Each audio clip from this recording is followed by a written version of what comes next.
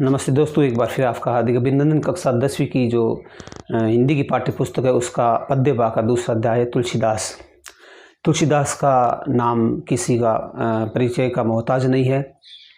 तुलसीदास जी का जन्म परिचय ले तो तुलसीदास जी का जन्म 1532 ईस्वी में उत्तर प्रदेश के राजापुर गांव में हुआ था। इनकी माता का नाम हुलसी देवी और पिता का नाम आत्माराम दुबे था। पत्नी का नाम रत्नावली था, जिनकी प्रेरणा से उन्होंने रामचरितमानस जैसे महाकाव्य की रचना की। हिंदू धर्म में रामचरितमानस की गहरी आस्था है और इसके अलावा रामचरितमानस के अलावा तुलसीदास जी ने अगर उनकी रचनाओं की बात की जाए तो विनय पत्रिका, कवितावली, गीतावली, कृष्ण गीतावली, बरवे रामायण और इसके साथ जब उनकी भुजाओं में दर्द होने लगा तो उन्होंने हनुमान जी से प्रार्थना करते हुए हनुमान बाहुक जैसी रचना भी उन्होंने लिखी थी। तो 10वीं क्लास के पाठ्यक्रम की बात की जाए तो हमारा जो टॉपिक है तुलसीदास प्रस्तुत जो पद्यांश है जिसका शीर्षक है राम लक्ष्मण परशुराम संवाद। जैसा कि हमें मालूम है रामचरितमानस में 7 कांड है और ये जो प्रसंग है उनके बालकांड से लिया गया है। इसकी भाषा जैसा कि मैंने आपको बताया इसकी भाषा अवधी भाषा है। तुलसीदास जी का जन्म अवध प्रदेश में हुआ था, अयोध्या में हुआ था और आपको मालूम है राम का जो संबंध है अयोध्या से, तो अवध में जो भाषा बोली जाती है अवधी भाषा है। तो इसको हम ऐसे भी याद रख सकते हैं कि रामचरितमानस की रचना अवधी भाषा में की गई है। पूरी रामचरितमानस 2 छंदों में इसकी रचना की गई है, चौपाई छंद और दोहा छंद। ये जो है ये चौपाई छंद है और अंत में ये जो आया है ये दोहा छंद है। अब इस प्रसंग की बात अगर की जाए तो इसमें जब सीता का स्वयंवर होता है तो उस समय राजा जनक सीता का स्वयंवर रचते तो उसमें एक शर्त रखते हैं कि शिव धनुष को जो प्रत्यंचा पर चढ़ाएगा उसी के साथ में सीता का विवाह होगा। और राम, लक्ष्मण और उनके गुरु विश्वामित्र जी उस राजा जनक की सभा में आते हैं और वहाँ आकर के अन्य राजा उस धनुष को उठा ही नहीं पाते थे, लेकिन राम उस धनुष को जैसे उठाते हैं तो वह धनुष टूट जाता है। उसके टूटने की जो प्रत्यंचा जब टूटता है तो उसके टूटने की आवाज़ से परशुराम जी जो शिव भगवान के बड़े भक्त थे वो उस घोर गर्जना को सुनकर उस सभा में आते हैं और वह प्रश्न करते हैं कि ये शिव धनुष को किसने तोड़ा। तब राम और शिव जी के बीच में जो संवाद होता है और उसके बाद में जो लक्ष्मण है उसके बीच में जो संवाद होता है उसी संवाद को इस पद्यांश में दर्शाया गया है। तो एक बार पुनः हम इनके जो कठिन शब्दार्थ है वो एक बार देख लेते हैं। नाथ हे स्वामी शंभु धनु, शंभु शिवजी कहते हैं धनुष, शिवजी का धनुष। भंज निहारा तोड़ने वाला, होई हो है कोई एक दास तुम्हारा। आयसु क्या आज्ञा है, कहिए कहिए किन, मोहि यानी मुझे, सुनी रिसाई रिसाई यानी क्रोध, बोले मुनि को ही, क्रोध के साथ में मुनि बोले। सेवकु सेवक, सेवकाई सेवा करना, अरि करनी शत्रु जैसा कार्य, करी करी लड़ाई, लड़ाई यानी लड़ाई। सुनो राम जी ही शिव धनु, शिव जी का धनुष तोड़ा तोड़ा। सहस बाहु नामक जो एक राक्षस था जिसका परशुराम जी ने वध किया था। रिपु शत्रु मोरा मेरा, बिलगाई अलग बिहाही समाजा, वो समाज से अलग हो जाए, नहीं तो मारे जाही जाएंगे सब राजा। सुनी मुनि वचन लखन मुस्काने, मुस्कुराए, बोले पर सुधरई अवमान्य, अवमान्य यानी अनादर करना, अवज्ञा करना। बहु अनेक धनुहि छोटे धनुष, तोड़ी तोड़ी लड़काई बचपन में, कबहु न असी ऐसी रीस क्रोध कीनी किया गोसाई। हे परशुराम जी, यह गोसाई शब्द परशुराम जी के लिए आया है। यही धनु इसी धनुष पर ममता के हेतु, हेतु यानी कारण, सुनी रिसाई, रिसाई यानी क्रोध। भृगुकुल केतु, केतु कहते ध्वजा को, भृगुकुल की ध्वजा अर्थात परशुराम जी। ये भृगुकुल केतु किसके लिए संबोधित है, ये परशुराम जी के हैं। भृगुकुल में पैदा हुए थे, केतु इन पताका, भृगुकुल की पताका को फहराने वाले आकाश में। रे नृप बालक, नृप यानी राज, बालक यानी बालक, राजा का पुत्र राजकुमार। कालवश मृत्युवश तो ही तू न संभाल कर, धनु ही धनुष सम समान। त्रिपुरारी धनु, त्रिपुरारी कहते हैं भगवान शिव को और त्रिपुरारी धनु यानी भगवान शिव का धनुष। विदित, विदित यानी जानता है सकल सारा संसार। तो जैसा कि मैंने आपको बताया यहाँ जब शिव का धनुष राम प्रत्यंजा पर चढ़ाते हैं और टूट जाता है, तो इसकी घोर गर्जना को सुनकर परशुराम जी उस राजा जनक की सभा में आते हैं और उसी समय राम और परशुराम जी के बीच भी संवाद होता है, उसका इसमें उल्लेख किया गया है। एक बार इसका वाचन कर लेते हैं।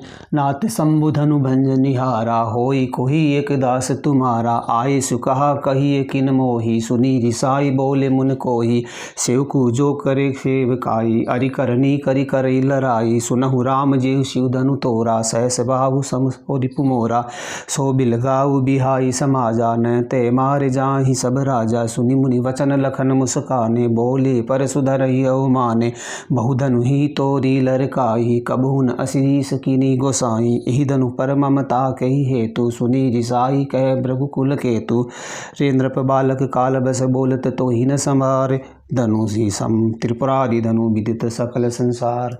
जैसा कि हम कह सकते हैं कि ये गेय पद है, इसकी एक विशेषता है, गेय जिसे गाया जाता है उसे गेय पद कहा जाता है एक राग में। अब इसका हम संलाप कर लेते हैं। नाथ शंभु धनु भंज निहारा, हे परशुराम जी इस शिव धनुष को तोड़ने वाला, राम कहते हैं परशुराम जी को, हे परशुराम जी इस शंभु धनु को तोड़ने वाला, होई कोई एक दास तुम्हारा, आप ही का कोई एक दास है। अर्थात राम जी कहते हैं कि इस शिव धनुष को तोड़ने वाला है प्रभु, आप ही का कोई दास है। आयसु कहा कहिए किन मोही, आज्ञा दीजिए, मुझे आज्ञा दीजिए। आयसु का है कहिए किन मोही, हे परशुराम जी आप हमें आज्ञा दीजिए। सुनी रिसाई बोले मुनि को ही, तो राम जी के ये वचन सुनकर, सुनकर रिसाई बोले मुनि को ही, क्रोधी स्वभाव वाले, कोई यानी क्रोधी स्वभाव वाले मुनि क्रोध करके बोले, क्या बोले, सेवकु जो सो करे सेवकाई, हे राम सेवक तो वो होता है जो सेवा का कार्य करे, सेवका यानी सेवा का कार्य करे, अरि करनी करी करी लड़ाई, और ये शिव धनुष तोड़ने का काम तो अरि करनी शत्रुता के जैसा किया गया कार्य है, और ये तो उससे तो लड़ाई यानी लड़ाई करनी चाहिए, ये कोई मित्रता का कार्य नहीं किया है, ये शत्रुतापूर्ण कार्य किया गया शिव धनुष तोड़ने वाला। सुनहु राम जे ही शिव धनु तोरा, और परशुराम जी राम जी को कहते हैं कि हे राम जिसने भी, सुनहु सुनो, राम है हे राम सुनिए, जे ही जिसने भी शिव धनुष को तोड़ा है, सहस बाहु सम सो रिपु मोरा, वह सहस्र बाहु राक्षस के सम यानी सो रिपु यानी शत्रु यानी मोरा, सहस्र बाहु के समान वह मेरा शत्रु है जिसने भी शिव धनुष को तोड़ा है। सहस्र बाहु का परशुराम जी ने वध किया था। सो बिलगाऊ बिहाई समाजा, इसीलिए बिलगाऊ अलग हो जाए, इस समाज से अलग हो जाए, न ते मारे जाहि सब राजा, नहीं तो सारे के सारे राजा मारे जाएंगे। परशुराम जी को बहुत अधिक क्रोध आ गया और क्रोध के वशीभूतों ने कहा कि जिसने भी शिव धनुष को तोड़ा है वो अलग खड़ा हो जाए, अन्यथा सारे ही राजा मारे जाएंगे। हम जानते हैं कि परशुराम जी का क्रोध कितना भयंकर था। सुनी मुनि वचन लखन मुस्काने, और ये सारा प्रसंग सुनकर, मुनि के वचन सुनकर लक्ष्मण व्यंग्य के साथ मुस्कुराए। सुनी मुनि वचन लखन मुस्काने, व्यंग्यपूर्वक मुस्कुराए और बोले परशु धरई माने, और लक्ष्मण जी परशुराम जी का अनादर करते हुए बोले, बहु धनु ही तोरी लड़काई, हे परशुराम जी हमने तो बचपन में बहु यानी अनेक धनु, ऐसे छोटे छोटे धनुष लड़काई यानी बचपन में तोड़ डाले हैं, पता नहीं ऐसे कितने हमने तो बचपन में धनुष तोड़ डाले हैं। कबहुन असिरीस कीनी गोसाई, तब तो आपने हम पर किसी प्रकार का क्रोध नहीं किया। गोसाई कहा गया परशुराम जी को। कबहुन ऐसी रीस क्रोध आपने कभी नहीं किया ऐसा क्रोध तो। यही धनु पर ममता के हेतु, हे परशुराम जी इस धनुष पर आपकी इतनी ममता क्यों है, हेतु किस कारण से इस धनुष पर इतनी ममता है। सुनी रिसाई कहे भृगुकुल केतु, और जब परशुराम जी के ये व्यंग्यपूर्ण वचन भृगुकुल केतु यानी परशुराम जी ने सुने, तो सुनी रिसाई उनके ये वचन सुनकर क्रोधपूर्वक भृगुकुल केतु परशुराम जी कहने लगे, रे नृप बालक, हे राजकुमार, कालवश लगता है तू मृत्यु के वश में हो गया है। कालवश बोल रहा है तो ही न संभाल, तू संभल कर नहीं बोल रहा है, मुझे लगता है कि तुम्हारी मृत्यु निकट आ गई है। नृप बालक राजकुमार, धनु ही सम त्रिपुरारी धनु विदित सकल संसार, तुझे मालूम है ये त्रिपुरारी धनु है। त्रिपुरारी कहते हैं भगवान शिव को। ये शिव जी का धनुष है। धनुई सम, कोई छोटा धनुष नहीं है, कोई छोटा मोटा धनुष नहीं है, धनुई सम। तू अन्य धनुष के समान जिसे समझ रखा है, ये त्रिपुरारी धनु है जिसे राम जी ने जिसने भी तोड़ा है, विदित जानता है सकल संसार, सारा संसार जानता है। तो इस तरह से इसका प्रसंग राम लक्ष्मण परशुराम संवाद, पहले राम और परशुराम जी के बीच में बातचीत होती है, उसके बाद में लक्ष्मण और परशुराम जी के बीच में संवाद होता है। तो इसमें आपको अगर भाषा की बात पूछी जाए तो अवधी भाषा का इसमें प्रयोग किया गया है। और छंद की बात की जाए तो यहाँ से यहाँ तक लेकर ये चौपाई छंद है और उसके बाद में दोहा छंद है। पूरी रामचरितमानस में चौपाई और दोहा छंद का प्रयोग किया गया है।